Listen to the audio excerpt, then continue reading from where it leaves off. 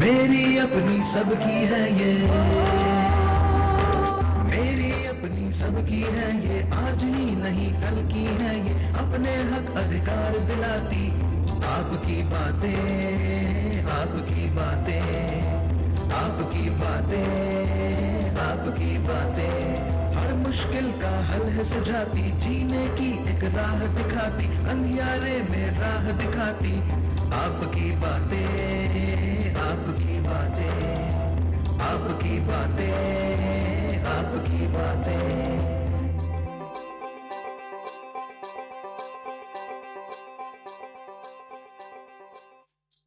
नमस्कार दर्शकों, हमारे कार्यक्रम आपकी बातें में आप सभी का बहुत बहुत स्वागत है। दर्शकों, जैसे कि आप जानते हैं कि हमारे इस कार्यक्रम में हम किसी भी एक खास विषय को लेकर आप सभी लोगों से रूबरू होते हैं और उस विषय को लेकर अपने सब्जेक्ट एक्सपर्ट से बातचीत करते हैं और आपके मन में जो भी जिज्ञासाएं हैं, जो क्यूरियोसिटी है, उसको हम दूर करने की कोशिश करते हैं। तो आज जिस विषय को लेकर हम आपके सामने उपस्थित हुए हैं उसका शीर्षक है कोरोना काल में बोर्ड एग्ज़ाम की तैयारी कैसे करें। और इस विषय को लेकर चर्चा करने के लिए आज हमारे बीच स्टूडियो में उपस्थित हैं मिस्टर रघुनाथ मुखर्जी जी, जो कि डीपीएस के प्रिंसिपल हैं, और डॉक्टर अंबा सेठी जी, जो मशहूर मनोवैज्ञानिक हैं, साइकोलॉजिस्ट हैं। आप दोनों का बहुत बहुत स्वागत है हमारे स्टूडियो में। और जैसा कि जानते हैं कि इस पेंडेमिक, इस कोरोना महामारी के दौरान बच्चों में, खासकर जो भी विद्यार्थी हैं और खासकर बोर्ड एग्ज़ाम के जो विद्यार्थी हैं, उनके मन में एग्ज़ाम को लेके बहुत सारे संशय है, बहुत सारी उनको, मतलब मुझे ऐसा लगता है कि साइकोलॉजिकली, मेंटली और एजुकेशनली भी वो लोग काफ़ी चिंतित रहते हैं अपने एग्ज़ाम को लेके। और अब बोर्ड एग्ज़ाम आने ही वाला है, डेट्स तो अभी डिक्लेयर नहीं हुई हैं, लेकिन मई जून के ड्यूरेशन में, उस अवधि में एग्ज़ाम होने वाले हैं। तो बच्चों के साथ साथ उनके पेरेंट्स भी अब काफ़ी अवेयर हो गए हैं कि अब एग्ज़ाम होने वाले हैं। एग्ज़ाम साइकोलॉजी को लेकर सब लोग काफ़ी अवेयर हो गए हैं घर पे। तो सर, मैं सबसे पहले आपसे जानना चाहूँगी कि खासकर आज का जैसे हमारा प्रोग्राम है कि बोर्ड एग्ज़ाम के जो स्टूडेंट्स हैं 10th-12th के, उनके लिए आप क्या कहना चाहेंगे पहले, कि वो अपने एग्ज़ाम को लेके कैसे तैयारी करें। अभी फिर भी 3-4 महीने हैं, 3 महीने तो हैं उनके हाथ में, तो वो अपने एग्ज़ाम को लेके कैसे उसकी तैयारी करें, शुरू कैसे करें। बहुत अच्छी शुरुआत करी आपने। मैं बोलना चाहूँगा कि देखिए, इम्तिहान किसी भी परिस्थिति में हो वो स्ट्रेस कॉज करता है। बहुत बढ़िया बात कही। और ये इम्तिहान आज के बच्चों के लिए ही नहीं है। आपको याद होगा महाभारत काल में जब युद्ध प्रारंभ हो रहा था, तब अर्जुन ने गांडीव रख दिया था जी। उसने कहा था कि मैं ये युद्ध नहीं कर सकता हूँ। बिल्कुल। अब अर्जुन जैसा धनुर्धर अगर घुटने टेक दे तो बाकी के लिए हम सोच ही सकते हैं। तो मेरा ये कहना है कि ये जो एग्ज़ाम स्ट्रेस क्रिएट करता है बच्चों के अंदर, उसका कारण ये नहीं कि वो ब्लैक बॉक्स है। उसका कारण ये है कि हमारा जो बच्चों को एनालिसिस करने का या एग्ज़ाम में परखने का जो तरीका है, वो तरीका कहीं ना कहीं अब वो चेंज होना चाहिए। तो इस कारण बच्चे स्ट्रेस होते हैं। अभी कोरोना पीरियड में शायद ज़्यादा स्ट्रेस होंगे, और ये स्ट्रेस बच्चों के साथ साथ इस बार पेरेंट्स के अंदर भी ज़्यादा होगा। उसका कारण ये है कि पहले बच्चे स्कूल जाते थे जी, और जो भी सीखते थे वो टीचर के साथ, अपने दोस्तों के साथ मिलके सीखते थे। बहुत कुछ नहीं समझ में आता तो दोस्तों के साथ ग्रुप में सीखते थे, टीचर से डिस्कस करते थे। वो सब कंप्लीट ब्लॉक हो गया। बिल्कुल सही। फिजिकल इंटरेक्शन खत्म हो गया, वो ऑन स्क्रीन इंटरेक्शन है, जिसमें डेफिनेटली लर्निंग रुकी नहीं है, पर अप टू द मार्क 100% कहीं पर भी नहीं है। बिल्कुल। तो उस स्थिति में क्या हो रहा है कि बच्चों को कन्फ्यूजन ज़्यादा है जी। और ये स्थिति देख रहे हैं कौन, पेरेंट्स पास में बैठ के। तो पेरेंट्स भी वल्नरेबल हैं अभी। पर एक बात ज़रूर कहूँगा कि ऐसे घबराने की कोई बात नहीं, समय बहुत है। 10th और 12th के लिए स्कूल बहुत जल्दी खुल जाएंगे और हम 2 बार कम से कम आपके सिलेबस को रिवाइज भी कर लेंगे। तो स्ट्रेस बिल्कुल मत लीजिए। ये समस्या केवल आपके साथ नहीं है, समस्या पूरी दुनिया में बराबर है।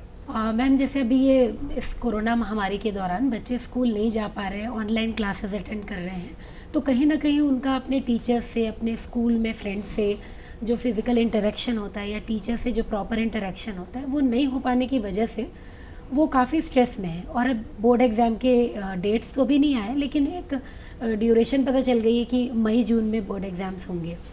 तो मैंने अपने आसपास भी देखा है कि जो बोर्ड एग्ज़ाम्स के बच्चे हैं, उनके साथ साथ उनके पेरेंट्स जो हैं, वो ज़्यादा अवेयर हो गए हैं, या कहना चाहिए जाग गए हैं कि अब तो बच्चों के बोर्ड एग्ज़ाम के आ गए हैं, नज़दीक आ गए हैं, और उनकी कैसे तैयारी कराएं, उनके एग्ज़ाम नहीं है तो हमारे एग्ज़ाम हैं। तो मैं ये जानना चाहूँगी मैम कि साइकोलॉजिकली पेरेंट्स को बच्चों के साथ कैसे ट्रीट करना चाहिए और बच्चों को कैसे संभालना चाहिए? बहुत ही ज़रूरी सवाल है ये, और अक्सर मैंने ये देखा है कि पेरेंट्स परेशान होते रहते हैं इस बात को लेके कि हमारे जी। बच्चे इतनी पढ़ाई नहीं कर रहे हैं, हाँ। इतनी मेहनत नहीं कर रहे हैं। पेरेंट्स ज़्यादा परेशान हो रहे जी, हैं ना, जी। बच्चे कम परेशान होते हैं, पेरेंट्स ज़्यादा परेशान होते हैं। तो ये समय, एक तो पहला क्या है कि हमको प्रायोरिटी करनी चाहिए कि ये समय, जैसे हर समय के लिए, क्या मेरा बच्चा ज़रूरी है कि उसके नंबर ज़रूरी हैं, जी। ना। सबसे पहले अगर मेरा बच्चा ज़रूरी है तो उसका मानसिक स्वास्थ्य, उसका फिज़िकल हेल्थ, शारीरिक स्वास्थ्य, ये बहुत ज़रूरी है ना। परफॉर्मेंस ज़रूरी नहीं है, performance is a part of life, it's जी। Not life, right. तो सबसे पहले तो ये बात बहुत क्लियर होनी चाहिए पेरेंट्स को। दूसरी चीज़ ये है कि पेरेंट्स कितने खुश हैं, पेरेंट्स कैसे स्ट्रेस को हैंडल कर रहे हैं। पेरेंट्स ही अगर अच्छी तरीके से स्ट्रेस को हैंडल नहीं करेंगे तो बच्चे क्या सीखेंगे? जी, इस समय क्या हर समय से चला आ रहा है कि बच्चे जो है वो अपने पेरेंट्स से ही सीखते जी, हैं, है ना। तो अगर एक पेरेंट लगातार परेशान रह रहा है तो बच्चा कैसे मानसिक रूप से स्वस्थ रहेगा, है ना। उसकी मेंटली, इमोशनली उसकी जो नीड्स हैं बच्चे की कैसे पूरी होंगी? जी। क्योंकि बच्चा एक परेशान पेरेंट के पास जाके तो अपनी नीड्स पूरी नहीं कर सकता। हाँ। तो उसकी जो इमोशनल नीड्स है, the need to be loved, the need to be valued, है ना, उसकी नीड्स पूरी कैसे होंगी? और जब बच्चे की नीड्स पूरी नहीं होती तो बच्चे में इमोशनल पेन होता है ना? जी। जो दर्द होता है फिर वो अलग अलग मानसिक स्वास्थ्य के इश्यूज लेके, जैसे डिप्रेशन है, एंजाइटी है, ये बहुत सारे कारण बनता है। तो इस समय बहुत ज़रूरी है कि पेरेंट्स ये जवाबदारी समझें कि उनको घर का माहौल खुशनुमा, हैप्पी, डी स्ट्रेस्ड रखना है। वो खुद का भी ध्यान दें ताकि बच्चे उनसे सीखें कि भाई माँ बाप जब अपने हेल्थ का ख्याल रख सकते हैं तो हमें भी अपने जी, हेल्थ जी, का बिल्कुल। ख्याल रखना है। तो parents are like role models ना, जी। और उनको बच्चे में एक होप, एक पॉजिटिविटी, एक ऑप्टिमिज्म, है ना, जी, जी। वो इंस्टिल करनी है। इट जी। इज़ लाइक कि पेरेंट्स बोलें कि जैसे एक पिक्चर का बहुत अच्छा कथन है कि even the darkest night will end and the sun will rise, कि गहरी से जी। गहरी रात भी ख़त्म होगी और सूरज उगेगा। इस तरीके का एक पॉजिटिविटी, एक होप, एक ऑप्टिमिज्म, जी। ये वक्त भी गुजर जाएगा। बिल्कुल सही जब बात है। पेरेंट्स इस चीज़ को ठीक से लेंगे, कामली लेंगे, पीसफुली लेंगे, है ना, then only the children can be happy and peaceful. जी। और कहीं ना कहीं कोरोना ने एक बहुत अच्छी बात हमको सिखाई भी है कि हम कितना अपने हेल्थ को लेके अवेयर हों। नहीं तो हम हेल्थ को लेके सबसे ज़्यादा लापरवाह थे। बिल्कुल। तो मुझे ऐसा लगता है कि इस दौरान एक पॉजिटिविटी तो सबके मन में ये आई है कि कैसे हम हेल्थ को लेके, हाइजीन को लेके, रिलेशंस को लेके कैसे अवेयर हों, क्लोज आए एक दूसरे के। तो और कई जगह ये भी देखने को आता है कि बच्चे पेरेंट्स को संभाल रहे हैं इस दौरान कि please cool down, calm down. बिल्कुल, हाँ। तो ये आपने जो पेरेंट्स की तरफ से जो बात कही कि उनको सबसे पहले ये देखना चाहिए कि स्ट्रेस को कैसे हैंडल करें और ये एग्जाम्पल सेट करें अपने घर में। बिल्कुल। सर, आपकी तरफ मैं फिर रूबरू होना चाहूँगी कि जो 30% सिलेबस रिड्यूस होने की बात हमारी चल रही थी, तो ऐसा क्यों लगता है कि सिलेबस और इंटेलेक्ट या इंटेलिजेंस, मुझे ऐसा तो नहीं लगता कि syllabus is equal to intelligence और इंटेलेक्ट। बहुत दोनों तो बहुत अलग अलग चीज़ें ये आई बहुत थी। इंटेलेक्चुअल क्वेश्चन पूछा आपने। ये सोसाइटी ऐसे देखता है। जी। अभी मैं एक छोटा सा उदाहरण दूंगा कि बोर्ड ने कहा कि 30% जो है हाँ। सिलेबस को हम कट कर रहे हैं। जी। क्योंकि बोर्ड ने भी डिसीजन लेने में थोड़ा टाइम लिया है। ऑनलाइन क्लासेस पेंडेमिक के साथ जैसे देश बंद हुआ उसके जी। साथ शुरू नहीं हो पाई। जी। स्कूल्स और टीचर्स को इक्विप करना पड़ा। फिर बोर्ड ने ये डिस्कस किया है कि हम क्या कर सकते हैं। जी। तो उन्होंने बोला जो चीज़ रिपीटेडली आ रही है फिर से उसको हम हटा देते हैं कि कुछ ना कुछ जो भी हिस्सा है जी। इसको हटाएगा, उसका कुछ ना कुछ हिस्सा बच्चों ने पढ़ रखा है पहले। हाँ। तो ये है। अभी इसका जो क्या है कि सही तरीके से पेरेंट्स को पता नहीं एक्चुअली क्या हुआ है। हाँ। इसलिए ये कन्फ्यूजन है। और जहाँ तक मैं ये सोचता हूँ कि ये जो सिलेबस और इंटेलेक्ट में बहुत तफात होता है कि ज़रूरी नहीं है कि आपने सिलेबस 5 बार कंप्लीट कर लिया तो आप 5 गुना ज़्यादा इंटेलेक्चुअल हो गए, ऐसा जी, नहीं जी। होता है। पर हमारी सोसाइटी ऐसी है। जी अभी बच्चे जो भी कर रहे हैं अगर उसको अच्छे से करते हैं, जी। और मुझे लगता है कि मेरा ये पर्सनल मानना है, आप हो सकता है आप इससे डिसएग्री करें, कि ये जो कोरोना पीरियड में जो हमको दिया है वो शायद इस शताब्दी का बेस्ट गिफ्ट होगा। बिल्कुल, मैं पहली आपसे बात agree मैं करती हूँ। कहूँगा कि देखिए, हेल्थ के लिए जितने लापरवाह हम सब कॉन्टिनेंटल लोग हैं उतना तो कोई नहीं है। जी हम तो तभी डॉक्टर के पास जाते हैं जब सीरियस कंडीशन बन जाती है, और प्रिवेंटिव एक्शन तो कुछ हम लोग लेते ही नहीं है, क्यूरेटिव जी। एक्शन ही लेते हैं। जी हाँ। तो हेल्थ के लिए हमको जागरूक कर दिया। दूसरा, कोरोना पेंडेमिक ने किया क्या है कि पूरी दुनिया को ना टेक्नो सेवी बना दिया है। हाँ, ये तो आज जो जनरली कंप्यूटर साइंस के टीचर, केमिस्ट्री, मैथ्स और फिजिक्स के टीचर्स, उनका कंप्यूटर में हैंड बहुत अच्छा होता जी। है। लैंग्वेज टीचर्स का नहीं होता था। अंग्रेजी पढ़ाने वाले टीचर, संस्कृत पढ़ाने वाले टीचर, हिंदी, तमिल, तेलुगु, उड़िया, मराठी पढ़ाने वाले टीचर, अभी वो सब के सब एक फ्रंट में आके खड़े हो गए बिल्कुल, हैं, एक क्योंकि platform कोरोना ने कंपेल किया है कि आपको सीखना पड़ेगा, नहीं सीखेंगे तो आप मुख्य धारा से अलग हो जाएंगे। बिल्कुल। इसी तरह बच्चों के साथ हुआ है। मैं तो दाद दूंगा हमारे भारतीय पेरेंट्स को कि किसी भी तरीके से कुछ ना कुछ करके पेट काट के बच्चों को गैजेट्स दिए हैं। जी हाँ। एक और बात कहूँगा, सहयोग की भावना जो हम देख रहे हैं, बहुत हमारे जैसे स्कूल में बहुत सारे बच्चों के पास गैजेट्स नहीं हैं, पर अपने दोस्त के घर जाके उसके साथ स्क्रीन शेयर करके सीख रहे हैं। बहुत बढ़िया। और तो वो दोस्त की माँ भी माँ जैसे काम कर जी। रही है, तो ये तो गजब की चीज़ हो गई। जी, जी, जी। और बिलीव मी, पहले क्या होता था, या अभी भी हो ही रहा है थोड़ा बहुत, कि स्पून फीडिंग हो रही थी टीचिंग में। बच्चे स्कूल में पढ़ रहे थे और बहुत सारे बच्चे कोचिंग में भी जा रहे थे, जी क्योंकि हमारे भारतीय पेरेंट्स का कहना मानना ये है कि बहुत कितना भी अच्छा खाना खिलाए, एक्स्ट्रा विटामिन जरूर देना चाहिए। और ओवर विटामिन हो रहा था जिससे बच्चे बीमार हो रहे थे, पढ़ाई के उद्देश्य से कह रहा हूँ। अभी क्या हो रहा है कि बच्चे खुद पढ़ रहे हैं। जी हाँ।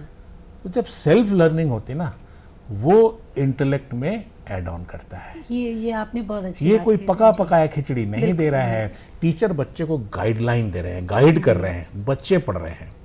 उसमें क्या हो रहा है कि ये बच्चे आगे जाके ज़्यादा कंट्रीब्यूट और अच्छे रूप से कंट्रीब्यूट करेंगे जी हाँ, सोसाइटी में।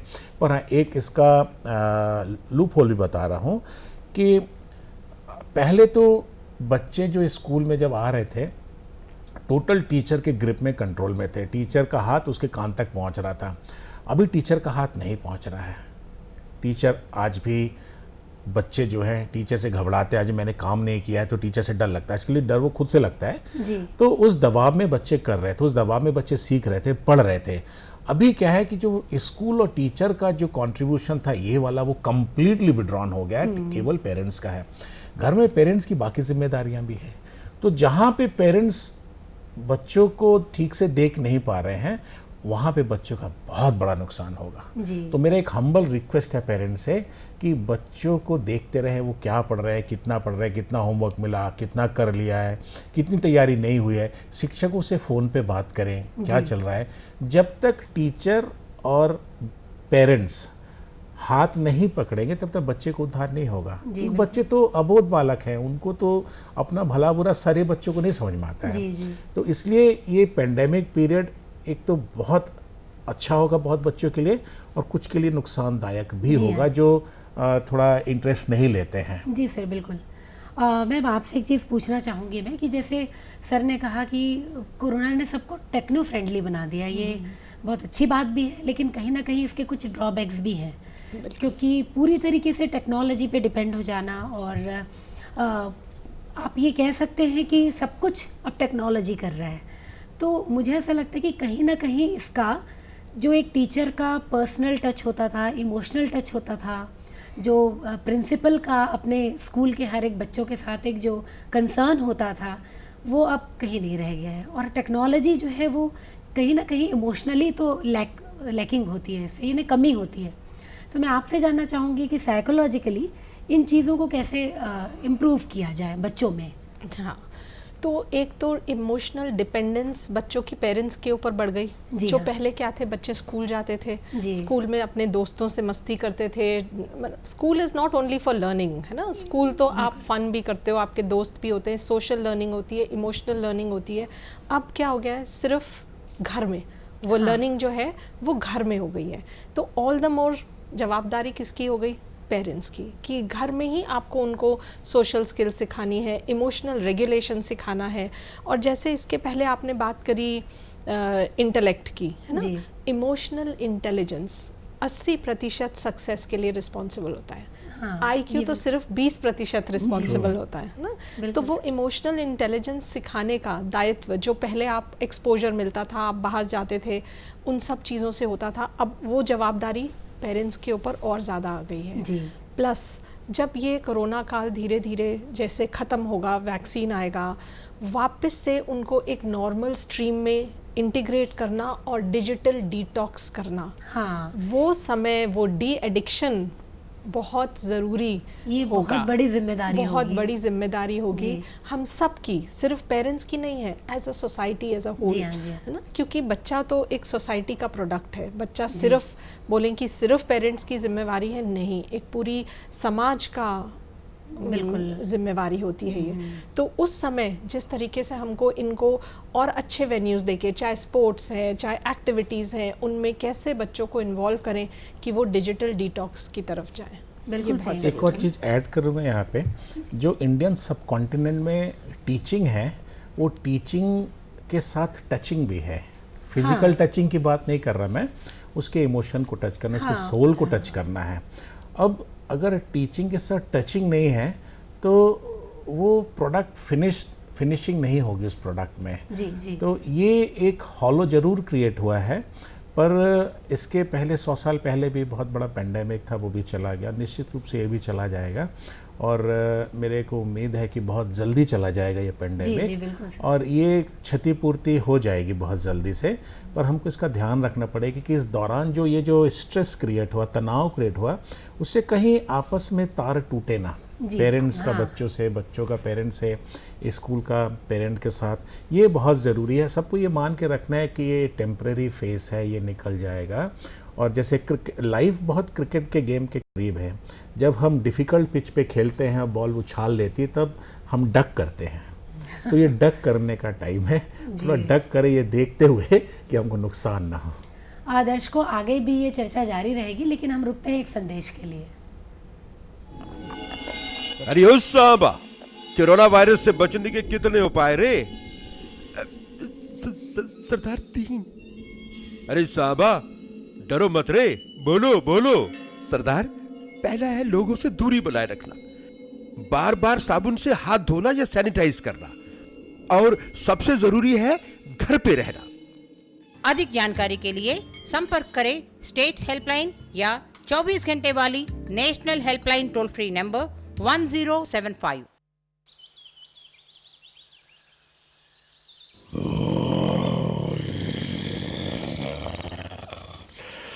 लापरवाही से बाहर मत फिरो, शेर हो या हीरो हो, सवाल खतरों से खेलने का नहीं, जिंदगी का है, या तो खुद का या अपनों का।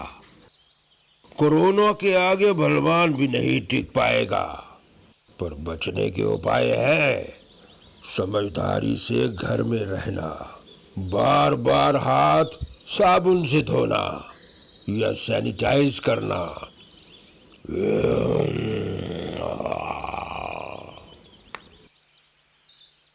अधिक जानकारी के लिए संपर्क करें स्टेट हेल्पलाइन या 24 घंटे वाली national helpline toll free number 1075। आप सभी का फिर से बहुत बहुत स्वागत है हमारे कार्यक्रम आपकी बातें में। जैसे कि हम चर्चा कर रहे थे कि कोरोना काल में बोर्ड एग्ज़ाम की तैयारी कैसे करें, हमारे साथ इस विषय पर चर्चा करने के लिए स्टूडियो में हैं मिस्टर रघुनाथ मुखर्जी जी, जो कि DPS के प्रिंसिपल हैं, और उन्होंने बहुत सारी चर्चाएं हमसे की। और डॉक्टर अम्बा सेठी जी भी हैं, जो कि मनोवैज्ञानिक हैं, सीनियर साइकोलॉजिस्ट हैं। तो हम चर्चा अपनी आगे बढ़ाते हुए, सर, मैं अब आपसे एक प्रश्न करना चाहूँगी कि जो बोर्ड एग्ज़ाम की तैयारी के लिए कुछ पॉइंट्स मैं जानना चाहूँगी कि छोटे छोटे बुलेट पॉइंट्स जो हैं वो आप बच्चों से शेयर करें कि मतलब एक ब्रीफली, कि वो अभी से प्रिपेयर हो जाए। 2-3 महीने जो उनके हाथ में हैं, चाहे वो हेल्थ पॉइंट ऑफ व्यू से हो, एकेडमिक पॉइंट ऑफ व्यू से हो, ऐसे आप साइकोलॉजी पॉइंट ऑफ व्यू तो मैम देख लेंगी। हाँ, तो प्लीज सबसे पहले मैं कहना चाहूँगा बच्चों के कि ये बहुत अच्छा मौका, सुनहरा मौका ये साल आपके लिए। जी सर। जो भी बोर्ड का इम्तिहान दे रहे हैं, बिलीव मी, इससे बढ़िया मौका किसी को कभी नहीं मिला होगा। बिल्कुल बिल्कुल। क्यों? मॉल बंद है, हॉल बंद है, ट्रैवल बंद है, शादी बंद है, बर्थडे पार्टीज बंद है, आपके पास बहुत टाइम है, डिस्ट्रैक्शन कम है। जब डिस्ट्रैक्शन कम है तो उसका इस्तेमाल करिए। अब टाइम आ गया है, कमर कस के पढ़े। अभी जो आपने किया सब डिजिटल फॉर्म में किया है, तो सब चीज़ आपके पास प्रिजर्व्ड रखी हुई है, नोट्स रखे हुए हैं, सामने किताबें रखी हुई है, लिख के प्रैक्टिस करें क्योंकि टाइम आपके पास है। अल्टीमेटली आपको बोर्ड एग्जाम 3 घंटे का लिख कर ही देना पड़ेगा। जी बिल्कुल सही। पेन पेपर होगा, लिख के तैयारी शुरू कर दे। जिस पोर्शन में आपको तकलीफ है, परेशानी है, समझ कम आ रहा है, नहीं समझ में आ रहा है, उसको आप अलग करके रखते चले जाए विषय के अनुसार। जी हाँ। आपका स्कूल बहुत जल्दी खुलेगा और उन सब परेशानियों को लेके आप आइए। टीचर्स को, टीचर्स आर वेटिंग, दोनों हाथ फैला के। बच्चे कब आएंगे? टीचर्स पूर्ण नहीं है बिना बच्चों के। स्कूल इनकम्प्लीट है। मैं पिछले 5 महीने से रोज स्कूल जाता हूँ, वो जो सन्नाटा है ना वो काटता है। अब मुझे महसूस हो रहा है कि जब आप लोग स्कूल आते हो, शोर होता है ना, वो शोर हमारे लिए म्यूजिक है। जी हाँ बिल्कुल बिल्कुल। वो हमारे लिए खाद है जो हमको ग्रो कराता है। तो हमारी पहचान तो बच्चों से है। तो हम लोग वेट कर रहे हैं। निश्चित रूप से आप स्कूल आइए। हाँ, अपने हाइजीन को मेंटेन करिए, सोशल डिस्टेंसिंग मेंटेन करना है, बहुत ज़रूरी है। जो भी इंस्ट्रक्शंस आएंगे उसको फॉलो करते हुए।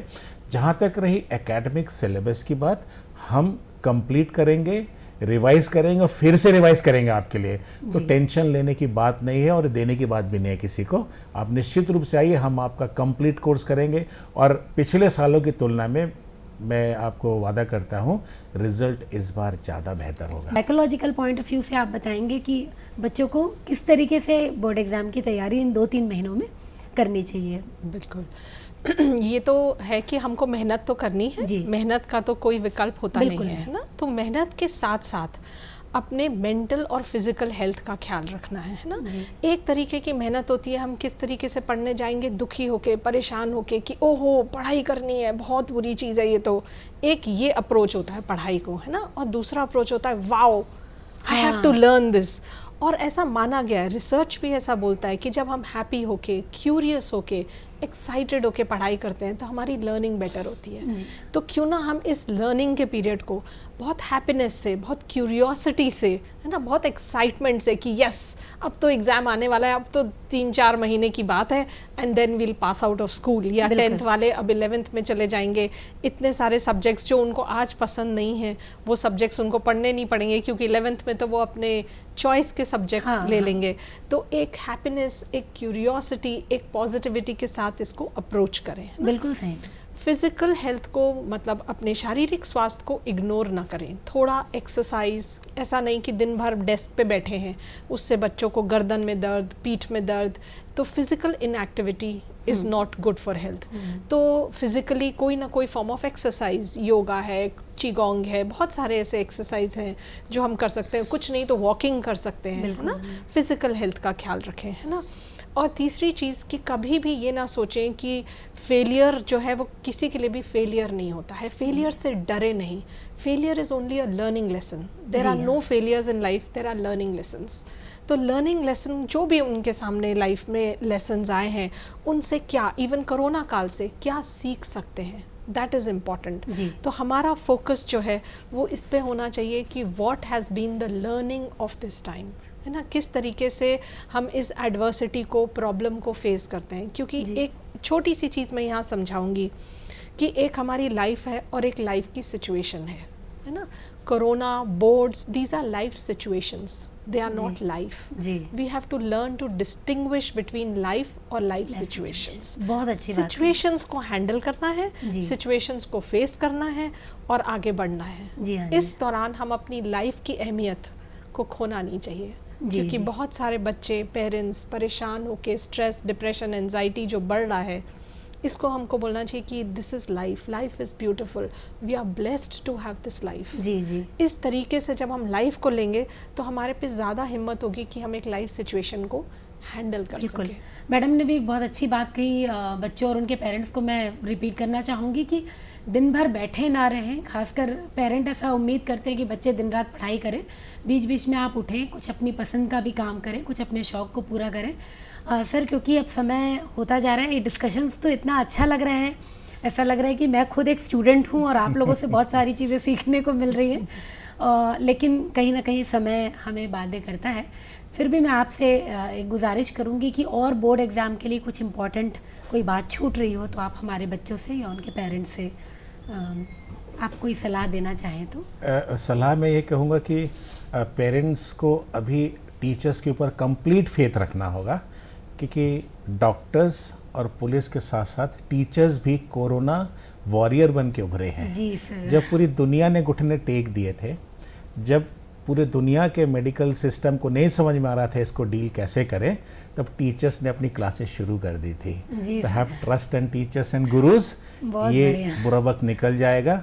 और मैंने जैसा पहले भी बोला कि पिछले सालों की तुलना में एकेडमिक अचीवमेंट और अच्छा और बेहतर होगा। हाँ सर, बल्कि ये पॉजिटिव बात है। मैं ये बात आप लोगों से भी कहना चाहूँगी कि अगर हम इसको पॉजिटिवली लेते हैं तो बच्चों को कितना टाइम मिला बोर्ड एग्ज़ाम की तैयारी के लिए। आपने जैसा कहा कि डिस्ट्रैक्शंस कम हुए, मैडम ने बताया कि हम लोग हेल्दी लाइफ की ओर बढ़ रहे हैं जी। तो पेरेंट का सपोर्ट बहुत मिल रहा है घर पे, तो क्यों ना हम एक हेल्दी एनवायरनमेंट क्रिएट करके और इस चीज़ को पॉजिटिव लेके मुझे लगता है कि अपने रिजल्ट्स को और बेहतर करने की कोशिश करें। मैडम, आपसे मैं जानना चाहूँगी एक लास्ट की, कुछ भी यदि आपको ऐसा लग रहा है कि और कुछ छूट रहा है साइकोलॉजिकली पॉइंट ऑफ व्यू से, जो आप पेरेंट या बच्चों से कहना चाहते हैं, तो आपकी सलाह को मैं आमंत्रित करती हूँ। एक लास्ट लाइन कहूँगी कि जीवन जीने के दो ही तरीके हैं, या फेथ में जी लो या फियर में जी लो। Oh my god, great ma'am. So it is always better to live in faith. ये तो हम सबके लिए सीखने की बात है, हाँ। चाहे वो पेरेंट्स हो, बट मैं पेरेंट्स को इसलिए स्ट्रेस करती हूँ कि बच्चे हमारा डायरेक्ट रिफ्लेक्शन होते हैं। बच्चे हमसे सीखते हैं। अगर एक पेरेंट फियर में जिएगा तो बच्चे को तो डर लगेगा ही लगेगा ना। जी।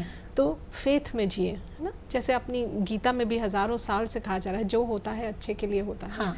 तो फेथ में जिए, है ना, फियर में ना जिए। फियर हमारे mental, neurological, physiological, emotional systems को बहुत डैमेज करता है। जी हाँ। So always live in faith and not in fear. तो हम सभी ये गुजारिश करेंगे मेरे ख्याल से कि आप लोग किसी भी तरह के डर में ना जिए, ना बच्चों को डराएं, ना खुद डरें। सर, आपने इतना अमूल्य समय दिया, मैडम आपने इतना अमूल्य समय दिया और हमारे बच्चों से, उनके पेरेंट्स से इतनी अच्छी चर्चा की, इतनी महत्वपूर्ण चर्चा की, उनको आपने अपनी अमूल्य सलाह दी। इन सब के लिए आप लोगों का बहुत बहुत शुक्रिया। हम आज के इस कार्यक्रम से आप सभी से विदा लेते हैं। अगले कार्यक्रम में एक नए विषय के साथ आपके सामने फिर से हाजिर होंगे। तब तक के लिए आपका बहुत बहुत शुक्रिया और नमस्कार।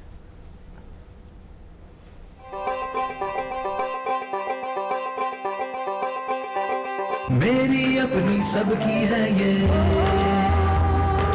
मेरी अपनी सबकी है ये, आज ही नहीं कल की है ये, अपने हक अधिकार दिलाती आपकी बातें, आपकी बातें, आपकी बातें, आपकी